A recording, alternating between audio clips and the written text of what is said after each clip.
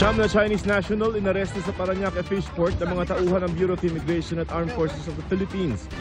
Sit down. ID. You have passport? Hindi dokumentado ang 5 sa kanila habang 4 ang may passport at working visa. Pero ayon sa BI, kahit nakarehistro magtrabaho ang 4 sa isang engineering firm sa Pasay, posibleng nagtatrabaho rin sila sa mga barko sa dredging site sa Manila Bay na paglabag sa kanilang visa.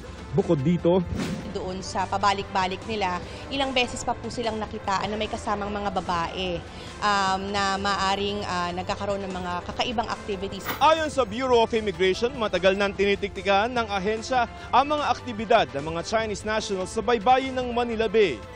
Ang isa sa mga nahuli na kuhanan sa surveillance na nakasuot ang tila uniforme ng sundalo. Inaalam pa ng BI kung uniforme ito na sandatang lakas ng China. Nakadetain ng Siyam sa kampagong Diwa sa Taguig. Ilang pribadong eskwelahan mula basic hanggang higher education humaling na makapagtaas ng 3% hanggang 12% sa matrikula ayon sa COCOPEA, Coordinating Council of Private Educational Associations Incorporated. Nangangalap pa ng impormasyon ng DepEd tungkol dito at hindi pa raw ito tinalakay ng Commission on Higher Education sa kanilang Commission on Bank.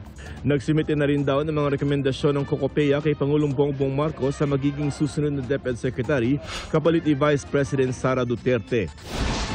Dating Pangulong Rodrigo Duterte nagkomento tungkol sa plano ni dating Senadora Leila de Lima na magsampa ng kaso laban sa kanya matapos mapawalang sala sa lahat ng kanyang drug cases. Ayon kay Duterte, kailangang irespeto ang naging desisyon ng korte sa mga kaso. Dapat din daw itong ikatuwa dahil gumagana ang demokrasya sa bansa. Payo niya kay de Lima, find your peace where you are now.